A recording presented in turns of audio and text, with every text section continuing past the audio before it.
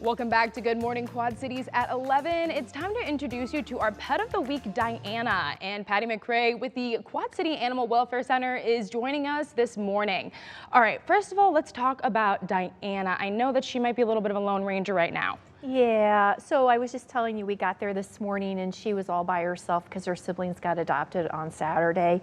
And she was just in there crying and I felt so bad for her. So I really hope that she gets adopted today to a family.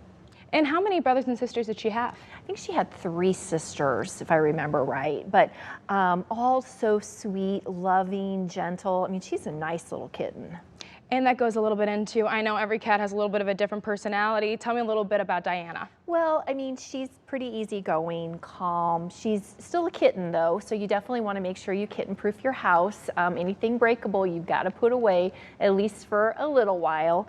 I think she'd be great with other cats, slowly introduced to dogs, and I really think that she'd be great with kids that are gentle with her as well.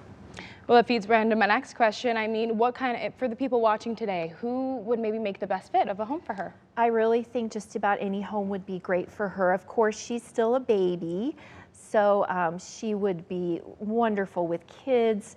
I think she'd make a great companion even for an older person that's, you know, ready for a little companion that still maybe is a little on the frisky side.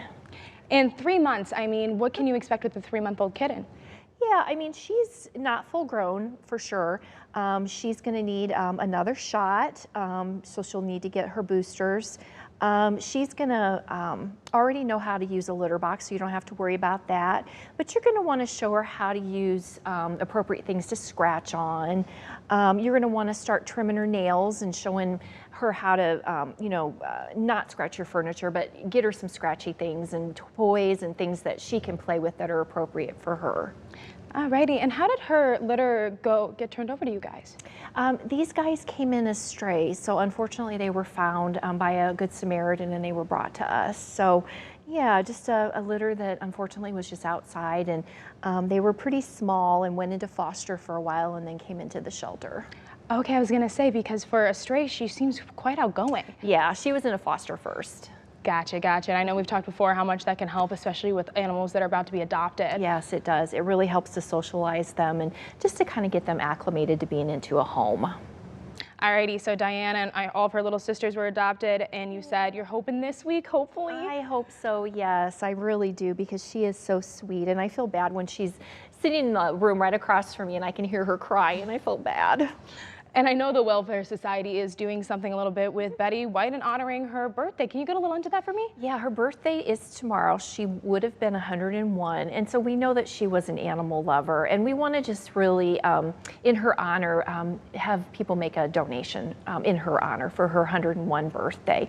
So you can go to our Facebook page or our website if you'd like to make a donation. And I'm sure she's up there smiling down on all of us. Perfect, thank you. And if you would like to adopt any Diana or another animal, visit the Quad City Animal Welfare Center's Adoption Center. They are open Mondays and then Wednesdays through Saturdays, noon to 5. You can also visit their Facebook page or website.